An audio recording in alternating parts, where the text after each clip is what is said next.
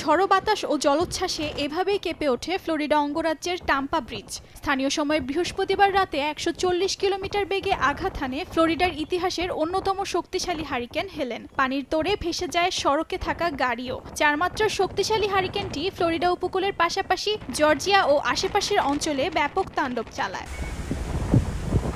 Hurricane হেলেনের কারণে উপড়ে পড়ে গাছপালা ও ঘরবাড়ি, তলিয়ে গেছে অনেক এলাকা। কোথাও কোথাও আকস্মিক বন্যাও দেখা দিয়েছে। এরই মধ্যে বিদ্যুৎ বিচ্ছিন্ন হয়ে পড়েছেন ফ্লোরিডা ও জর্জিয়া অঙ্গরাজ্যের ১৮ লাখের বেশি বাসিন্দা। নিরাপদে সরিয়ে নেওয়া হয়েছে অনেককে। নর্থ ক্যারোলাইনা সহ দেশটির ১২টি অঙ্গরাজ্যে জারি করা হয়েছে জরুরি সতর্কতা।